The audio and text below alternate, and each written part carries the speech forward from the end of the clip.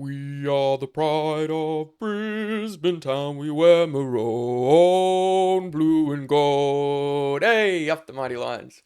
Brisbane Lions best 22 post-trade period. This is my team that I follow, even though I watch most of the games and just follow everyone. Love Pendles too, so Collingwood has a soft spot in my heart. Don't know if that's sacrilegious to say, but I just love him. Yeah, it's great. Anyway, Brisbane Lions trade period was quite interesting. Father-son, everyone's been talking about Will Ashcroft coming through, being talked about as the favourite, the sort of nominal number one pick. I don't necessarily agree. He's coming to Brisbane. I'll make another video about draft rankings and stuff, but I just don't think he's the best player in the draft pool. That's a story for another day. But basically, people think he's going to go at number one, so Brisbane have to prepare to draft him at number one, very similar to Nick Dacos last year. Ashcroft not as good as Dacos, but that's not important for right now. As well as that, Josh Dunkley wanted to come into the club, so Brisbane had to facilitate a trade that satisfied the Bulldogs. Jack Gunston also wanting to come to the Lions, losing Daniel McStay and losing Tom Berry. So a quick rundown of those trades. Basically, what Brisbane had to do is maintain as many draft points as they can in this draft, because as well as Will Ashcroft, they've got Jasper Fletcher, who's around that sort of pick 20 mark in this draft, maybe 25. And then they've got a guy potentially going at number one. So essentially what they've done is traded out their whole draft hand from next year to bring in Dunkley and Gunston, and they've lost McStay. McStay's loss came with a compensation pick of 35 because he went as a free agent. So we get in pick 35 for McStay, essentially trade about a pick 40 for Gunston, including a future fourth and pick 48. That equates to about pick 40.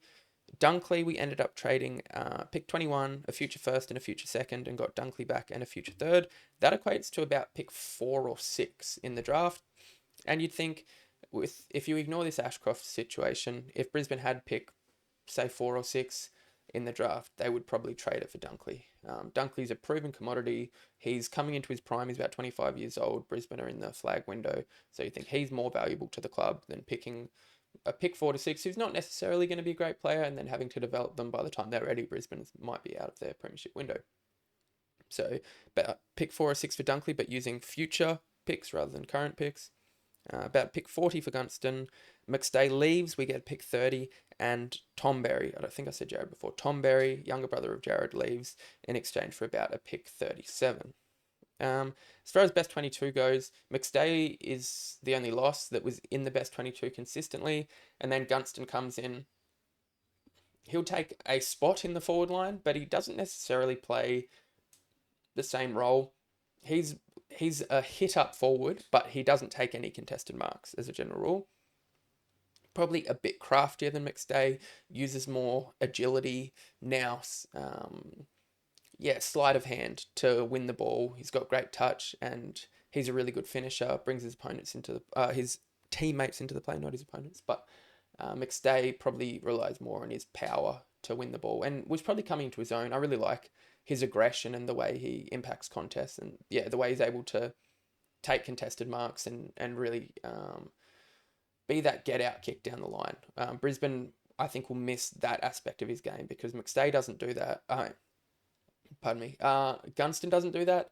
Hipwood doesn't do that, and Daniher doesn't really do that either. He can jump on top of a pack in the forward line, but he's not necessarily your guy to kick to down the line who's going to outmark someone like, say, Tom Lynch does for Richmond, which is a crucial role. If you can't get through the zone, you need to have that target down the line. So Gunston comes into that forward role, and Dunkley comes into the midfield, probably at the expense of Jarrod Lyons, you'd think, although Lyons maybe had an injury towards the end of the year, which is why he trailed off, but he performed a really good role. You'd think with Brisbane moving forward, they maybe will move past him. So I'd say he comes in at the expense of Jarrod Lyons and Deven Robertson, that sort of player, and he'll come straight into the midfield and be a centre bounce mid. He also has the ability to mark overhead, which is very valuable as a midfielder, and he can finish quite well in front of goals. He's really worked hard on his goal kicking, and he kicked very straight this year when he was forced to play that forward role. But ideally, I think he wants to play in the midfield, and that's why he's made his move. So with that being said, this is the best 22 as I see it coming into the 2023 season. I haven't put Will Ashcroft in there for all of these best 22s. I'm not going to include any of the new draftees. I'll do a separate video on draftees, but for the sake of this, I'll just talk about the players that are already in the squad and then potentially who the team's going to target with their first pick. So Brisbane Lions obviously going to get Will Ashcroft. That's obvious with the trades they've done. All the hype around Will Ashcroft, father-son ties. He's nominated Brisbane. Brisbane will get him in the draft. I can see him definitely playing games in his first year because his fitness and work rate is up to the level of the AFL. It'll be interesting to see if he can match it with the strength in the midfield. He's quite strong, but he's not a big guy. So potentially starting out on the wing where Brisbane actually needs someone, he can use his speed out there, just get accustomed to the game. Maybe a little bit inside or coming off a half forward flank. But Brisbane's forward line is looking quite good, so potentially starting on the wing. Anyway, getting stuck into it with the back pocket. Darcy Gardiner, I just really love him. He's an honest player, locks down. He's played a couple of shutdown roles on Dusty. He's a good size. He can play that sort of in-between guy. Like he'll go to a Dusty, a DeGoey, a Jake Stringer because he's good enough size to match it with those guys, even though, Dusty's kicked 6 against us twice, so probably don't have the perfect matchup for him. He's our sort of mid-sized defender. Harris Andrews is our big bear who will take the biggest forward and best forward from the opposition. Starcevich will lock down the best small forward from the opposition. Keidean Coleman is really starting to come into his own and looks as an heir apparent to Daniel Rich. He's really, really good kick. He can also take intercept marks and he's super clean at ground level. So he's that essential halfback flanker that we're seeing come into the game. You think Caleb Daniel, Christian Salem, Jaden Short, Hayden Young, very similar to Coleman coming through for Freo. That guy that sort of mops up everything. Jake Lloyd is another example. Mops up everything across halfback, takes a few intercept possessions, reads to play well, and then is able to distribute by foot when he can get some uncontested ball from his teammates. Marcus Adams, I really like this guy. He just hasn't been able to get on the park enough. Had some lingering concussion issues that kept him out of the final series, and I think we really miss him when he doesn't play. It'd be awesome to get some continuity into him. When him, Andrews, Gardiner, when the back six is playing at full strength, I think we're a really good team, and you can see that we go on runs of winning 5, 6, 7 games in a row, and it's normally when these key defenders are playing. It's crucial, and he can take intercept marks. He can also lock down. I really like him. Jack Payne also progressing quite well though. So I think if Marcus Adams doesn't get over his concussion issues, Jack Payne comes in and actually average better stats and look quite good towards the end of the year. And then Daniel Rich is at the moment our main kicker out of halfback and pulls off some awesome kicks to really set up the play. Just also doesn't make many mistakes. He goes long, if in any doubt, plays it quite safe, but that's fine.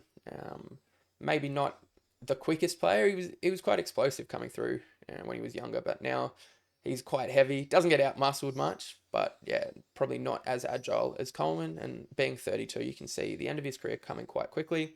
That's when a guy like Answorth will come in off the bench, and you'd think Darcy Wilmot, who was impressive in the final series, will come into the team, but not quite yet. Rich probably has another year or two left in him.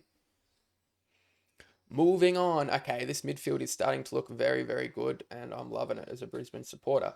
So, starting on one wing, I've got Hugh McCluggage. Could be either him or Berry on the wing. I've decided to put him on the wing, even though, we'll see. We'll see what ends up happening. I think a mixture of McCluggage, Neale, and Dunkley on ball would be ideal, but just for the point of this, I put McCluggage out on the wing because he plays that role well as well. Beautiful kick. You want him kicking the ball inside 50 out of anyone in this Brisbane Lions team. Centreman, we've got Lachie Neale, one of the best, if not the best midfielder in the competition. Maybe not as damaging forward of centres and doesn't do the spectacular things, but just does the basics really, really well. Never fumbles, distributes really well. His kicking's improved heaps. His running power is so impressive, and he has to work through a tag most weeks and does that. Never really gives up on the game, so that we love to see that. Zach Bailey, I've moved from the forward line onto the wing to start. Just bring some speed and explosion to the team. I think him and McCluggage on the wing complement each other really well. Give us a bit of run and maybe swapping on ball for stints. So like someone like a Berry can go out to the wing. Bailey comes on ball and he can really explode. He's got serious power and he's got an awesome sidestep to get through traffic and then deliver. Those I talk about them a bit, but if you can get clearances out the front of the stoppage and get a guy running towards forward 50 clear, and he's able to take a couple of steps steady and then hit a target, they're just so much more damaging than a rush clearance out the back of the stoppage where you kick long and high. Defender's dream when the ball comes in like that. McInerney is our ruck. I just love the way he competes. He just continues to improve year on year.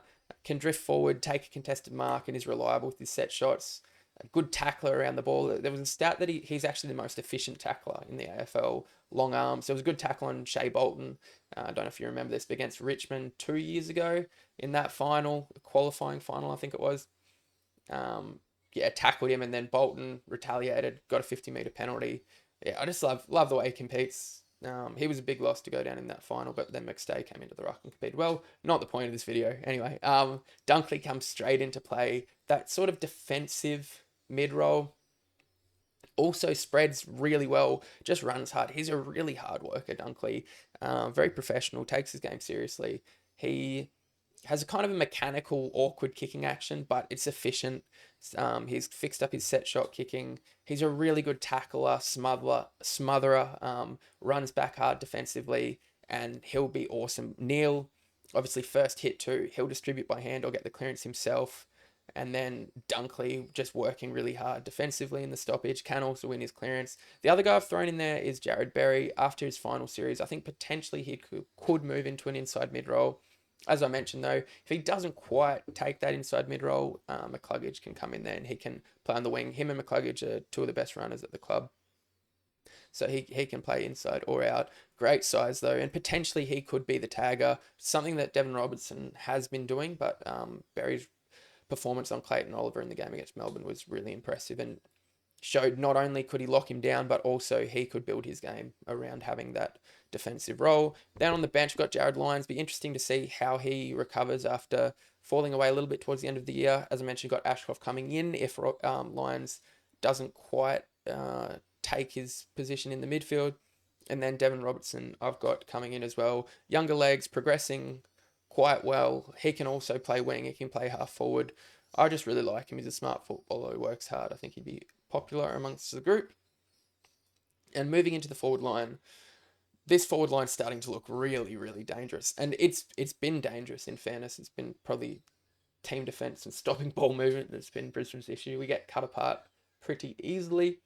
Got Cam Rayner. He'll be bigger and better. He started to really show signs of what he can do, bursting out of stoppages. He's so powerful and strong. He's got a sidestep. He can kick the ball 60 metres. He's a good finisher, and he's really starting to play with that confidence of a number one pick, fending guys off, breaking tackles. I love to see that stuff. And hopefully, he can explode. I've got him starting in the forward line, but he'll roll through the midfield as well, swapping with someone like a Bailey. Eric Hipwood, I've got roaming up the ground. Started to show what he's capable of towards the end of the year, particularly in a final. He played really well, wheeling onto that left foot. He's just really mobile. He can get up and then get out the back, which we like. Gunston, I've mentioned before, just skillful, smart player around goals. Good finisher. Probably doesn't have heaps left in his career, but that's all right. He'll be a good replacement for McStay and bring some experience to the forward line. Charlie Cameron, one of, if not the best small forward in the competition. Not much more to say there. Really speedy around goals, but if the best lockdown defender goes to him and takes him out of the game, there are more than enough options to cover him. Daniher, the spearhead, capable of taking a pack mark. Probably the only guy that can take a pack mark in this team, in this forward line, and bring the ball to ground. Can kick goals from outside 60 metres, but then can miss one from the top of the goal square. He's a very mercurial player at his best. He's a match winner, and we need him at his best to really compete this year. And then Lincoln McCarthy is just fantastic, solid player, really clean, accelerates well. He sets up opponents. He's just, super smart and probably doesn't get enough recognition. And then on the bench, I've got Dane Zorko. So it'd be interesting to see. Probably don't need him at halfback anymore. Got a few halfbackers coming through, but maybe coming off a half forward flank with stints through the midfield. He can use his kicking.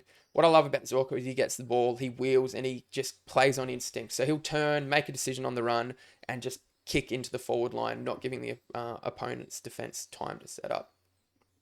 That's my best 22 for Brisbane. As I mentioned, potentially Ashcroft to come in. As far as reserves, we've got Darcy Fort. if anything goes down with Oscar McInerney, or maybe they want another tall. But with this team, I can't see them playing two rucks really.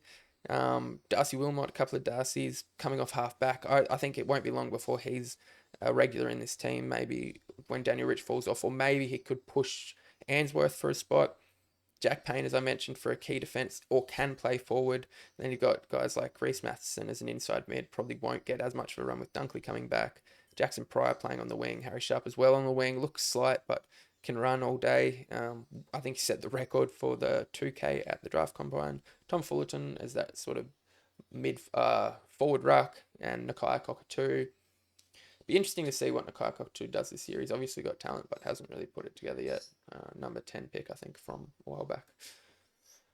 Yeah, that's it. I've been Morgan. You guys have been great for listening, and I'll see you next time for the Carlton Blues. Bada bing, bada boom. Where's my button? There we go.